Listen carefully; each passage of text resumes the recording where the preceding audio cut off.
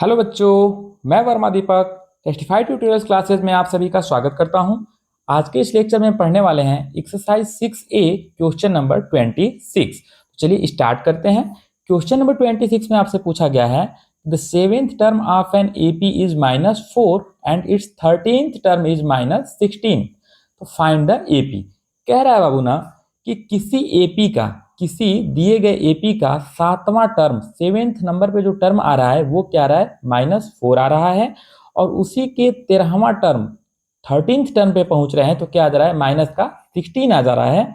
तो बताइए कि वो एपी क्या है, वो एपी कौन सी है। यहाँ पे आपसे एपी पूछ रहा है। यहाँ पे आपके क्वेश्चन का टाइप क्या हो गया, चेंज हो गया, इसलिए मैंने इस क्वेश्चन को अलग वीडियो में डाला है। ठीक है, तो अब इस टाइप से रिलेटेड जितने भी क्वेश्चंस होंगे उन सभी क्वेश्चंस को हम इसी वीडियो में पढ़ लेंगे, इसी लेक्चर में हम पढ़ने वाले हैं। ठीक, तो देखिए आप एक फार्मूला लिखते हैं ना, फार्मूला लिखते हैं nth टर्म का, क्या T N is equal to A plus N minus one into D, यही तो आप लिखते हैं।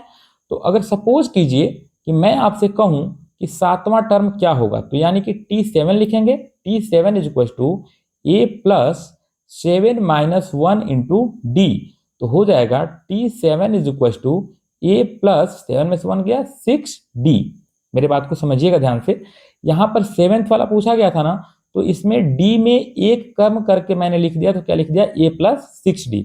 अब आप बताइए, अगर आपसे 12वां पूछेगा कि T12 बताओ कितना होगा, तो तुम डायरेक्ट लिखना ए प्लस 11D, यानी ये जो 12 है ना, इससे एक कम करके और डी के पास में चिपका देना, यही आपका 12वां टर्म हो जाएगा। ठीक, ऐसे ही अगर आपसे पूछ दे बाबू चलो T9 बताओ, T9 का वैल्यू क्या होगा, तो ए प्लस 8D हो जाएगा। ठीक, फिर कह दे तो चलो बच्चों T4 का बताओ, तो क्या लिख दोगे, ए प्लस 3D। ठीक ना बाबू, यानी यहाँ जो भी टर्म पूछ रहा है उससे एक कम करके, घटा करके और इस स्टैंडर्ड फॉर्म में लिख दीजिएगा, आपका वो nth टर्म मिल जाएगा। ठीक है ना, तो चलिए यहाँ पे हम वैसे ही लिख लेते हैं। T7 का पूछा है और T13 का बोल रहा है कि T7 जो है वो कितना है, -4 दे रखा है। ठीक, तो हम लिख लेते हैं T7 को, क्या लिख लेंगे, A plus 6D is equal to -4। इसको बना देते हैं इक्वेशन नंबर फर्स्ट। ठीक, फिर दिया हुआ है आपका T13 इज इक्वल टू कितना दे रखा है, -16 -16। T13 को हम क्या लिख लेंगे, ए प्लस 12D। क्यों बाबू, क्योंकि ये 13th नंबर हमसे पूछा है ना, तो 13 से एक कम करके यहाँ लिख देंगे तो वो हमारा 13 नंबर मिल जाएगा।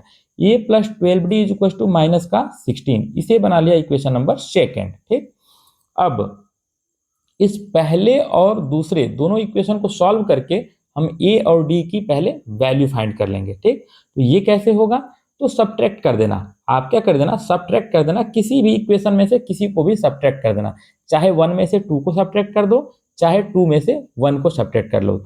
चलो मैं लिख देता हूं, on subtracting on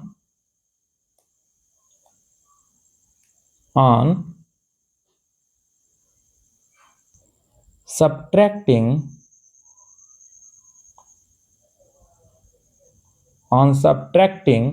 equation first from second, यानी कि पहले इक्वेशन को दूसरे में से घटाने पर, तो दूसरा इक्वेशन क्या है हमारा, हो जाएगा आपका ए प्लस 12D, ये है हमारा क्या, दूसरा इक्वेशन। ठीक, इसमें से मैंने माइनस कर दिया किसको, पहले इक्वेशन को, ए प्लस 6D को। ठीक है, देखिए यहाँ पर ये दूसरे इक्वेशन में क्या था, ए प्लस 12D, और पहले में क्या था, ए प्लस 6D। जस्ट ऐसे ही राइट साइड वाली चीजों को भी हम -16 में से -4 को घटा लेंगे। ठीक, तो यहाँ लिख लेते हैं इज इक्वल टू -16 माइनस, और ब्रैकेट लगा के क्या लिख दें, -4। ठीक, अब इसको ब्रैकेट ओपन करते हैं और सॉल्व करते हैं, तो A plus 12D minus A minus 6D is equal to -16, और ब्रैकेट टूटेगा क्या आ जाएगा, +4 लिख लेते हैं बाबू। यहाँ देखिए दोनों ए जो है सेम वैल्यू है, और एक पॉजिटिव में एक निगेटिव में, प्लस ए से -1 कैंसिल हो गया, बचा क्या आपके पास बाबू, तो बच गया आपके पास 12D minus 6D is equal to 4 में से 16 घटा दीजिए, कितना आ जाएगा, -12, तो 12 में से 6 गया, कितना बचा बाबू, 6d इज इक्वल टू -12, तो d इज इक्वल टू हो जाएगा आपका -12/6। 6 से कटा दिया कितनी बार में, 2 बार में, तो d इज इक्वल टू क्या आ गया, -2, यानी कि आपका कॉमन डिफरेंस कितना निकल चुका है, -2 निकल गया है। ठीक है, अब हम a निकाल लेते हैं।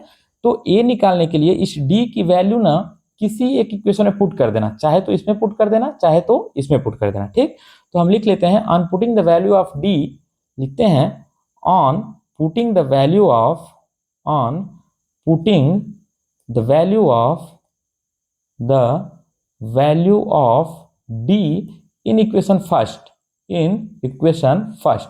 पहले इक्वेशन में d की वैल्यू पुट करने पे, पहला इक्वेशन क्या था बाबू, पहला इक्वेशन था आपका a प्लस 6d, क्या था, a plus 6d is equal to क्या दे रखा था, -4, -4। ठीक है, तो a के जगह पे क्या रहने दे, a ही रहने दे, क्योंकि ये हमें निकालना है। प्लस 6 इंटू d कितना आया है, -2 इज इक्वल टू -4, ये हो जाएगा a minus 12 is equal to -4, तो हो जाएगा बाबू आपका a इज इक्वल टू -4 और +12, तो a इज इक्वल टू कितना आ गया, 12 में से 4 गया 8, a की वैल्यू क्या आ गई बाबू, 8।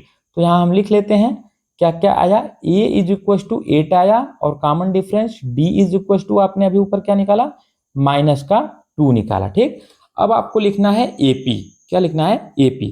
तो AP में थोड़ा आप ध्यान दीजिएगा, इस सब में कॉमन डिफरेंस सेम रहता है ना, सब में कॉमन डिफरेंस सेम रहता है। हम ऐसे लिखते हैं, किसी भी AP को लिखना है तो पहले हम क्या लिखेंगे, पहला टर्म a, उसके बाद पहले टर्म में क्या करते हैं, कॉमन डिफरेंस को जोड़ देते हैं, a प्लस d, फिर हो जाएगा a प्लस 2d, फिर हो जाएगा a प्लस 3d, और फिर हो जाएगा a प्लस 4d, और प्लस डॉट डॉट डॉट ऐसे आगे ये AP बढ़ती रहेगी। ठीक है ना, तो AP बनाने के लिए यही फॉर्मूला होता है। ठीक, तो चलिए AP के लिए हम फॉर्मूला लिख लेते हैं।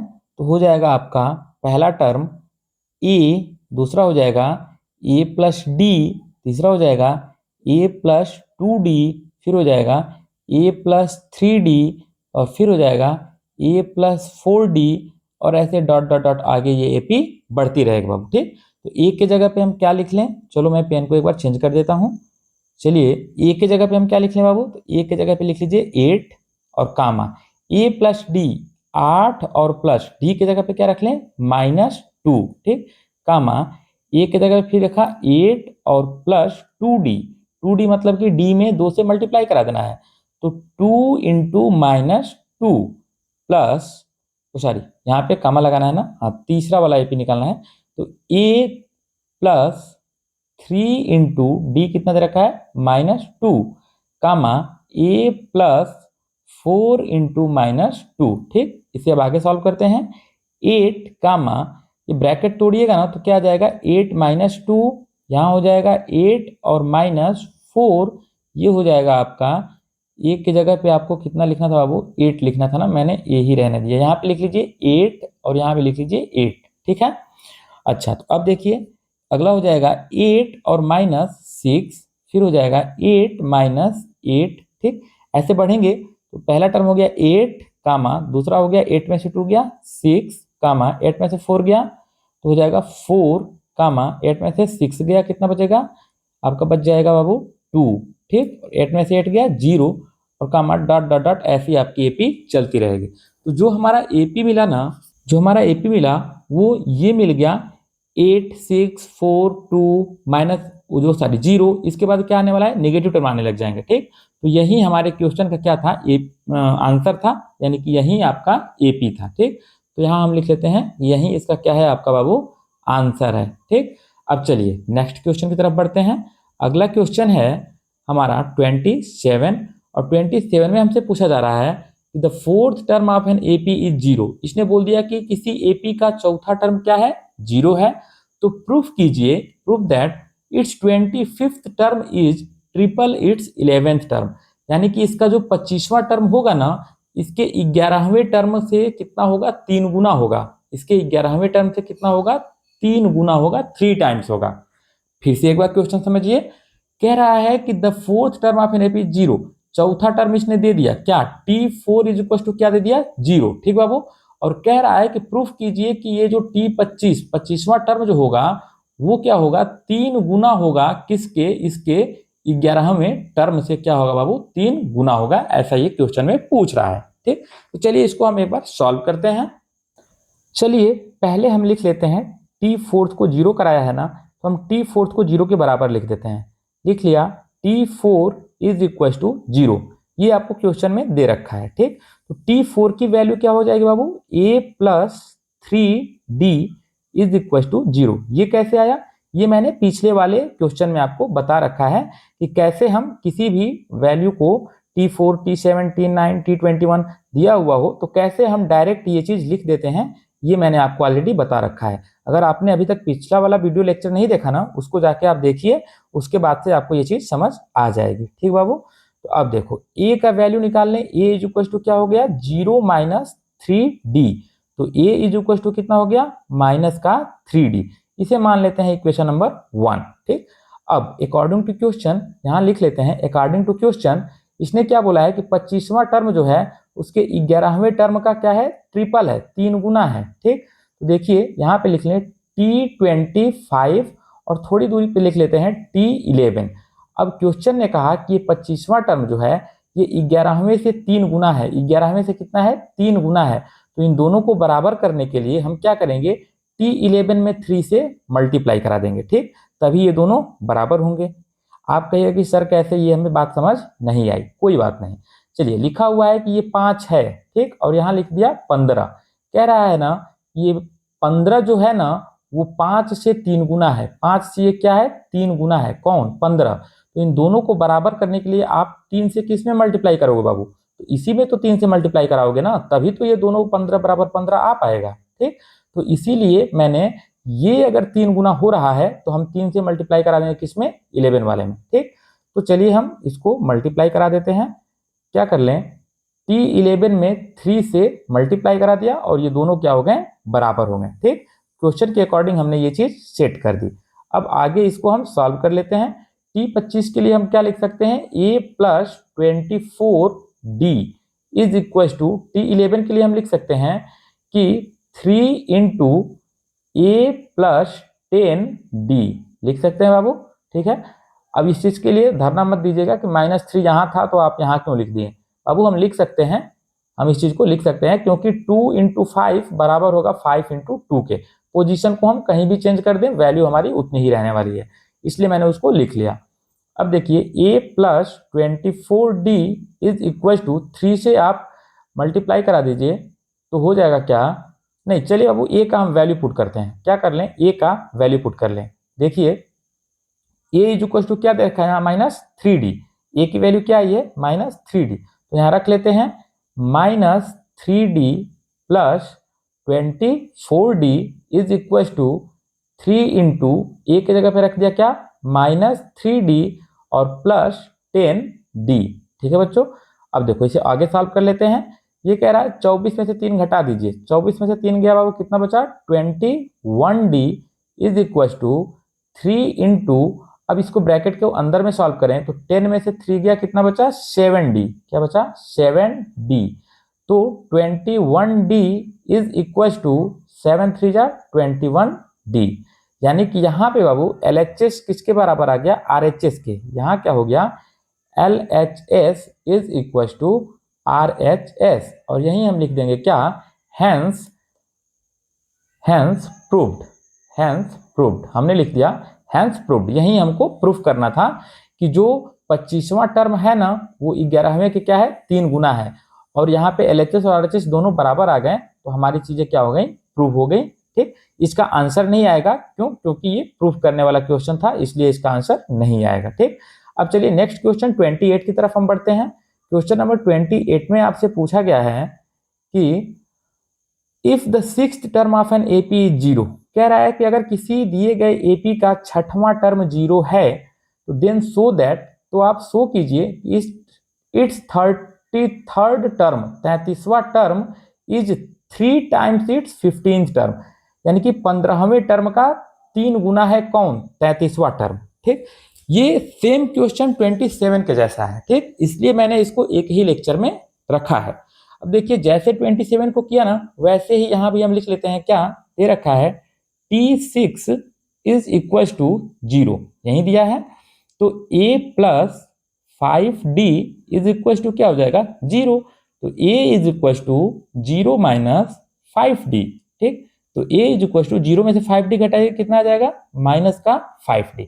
अब अकॉर्डिंग टू क्वेश्चन यहाँ लिख लेंगे, अकॉर्डिंग टू क्वेश्चन। क्वेश्चन के अनुसार कहा है कि ध्यान दीजिएगा 33वां टर्म जो है वो 3 गुना है किससे, 15वें टर्म से। यहाँ लिखते हैं, एक तरफ लिख लें T33 और एक तरफ लिख लें क्या, T15। ठीक, अब इसने कहा कि ये वाला जो है 33 वाला इस T15 से 3 गुना है।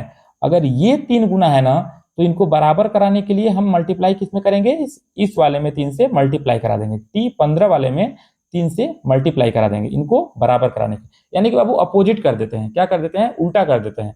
जो जिससे जितना गुना होता है, ठीक, उसके अपोजिट वाले टर्म में उतने गुने से हम क्या कर देते हैं, मल्टीप्लाई करा देते हैं, तो चीजें क्या हो जाती हैं, बराबर हो जाती हैं। चलिए इसको लिख लें कि यहाँ पे हम मल्टीप्लाई करा दें बाबू किससे, 3 से, किससे, 3 से मल्टीप्लाई करा दें किसमें, T15 में। ठीक, तो बीच में क्या आ जाएगा, इक्वल टू। ठीक है ना, अब ये दोनों क्या हो गए, बराबर हो गए। अब हमें सिर्फ LHS बराबर RHS प्रूफ कर देना है। तो T33 के लिए हम क्या लिख लें, a plus 32d is equal to 3 multiply a plus 14d।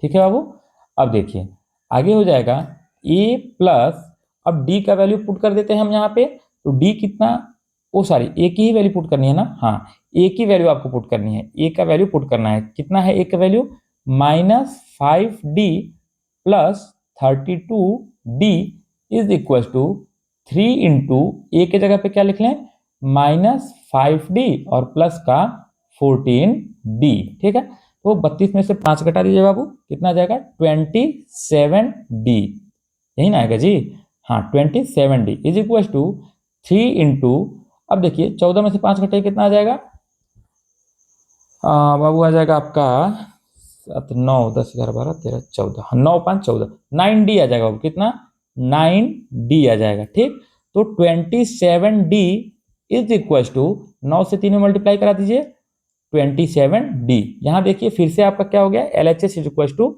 RHS, क्या हो गया, LHS इज इक्वल टू क्या आ गया, RHS। और यहीं पे हम लिख देंगे क्या, हैंस प्रूव्ड, क्या लिख देंगे, हैंस प्रूव्ड, यानी कि चीजें हमारी क्या हो गई, प्रूव हो गई। ठीक, चलिए अब नेक्स्ट क्वेश्चन की तरफ बढ़ते हैं। अब इसमें इतना ही क्वेश्चन था, ठीक, इस लेक्चर में इतना ही क्वेश्चन था 28 तक। अब आगे 29 से हम नेक्स्ट लेक्चर में चीज़ों को सॉल्व करेंगे।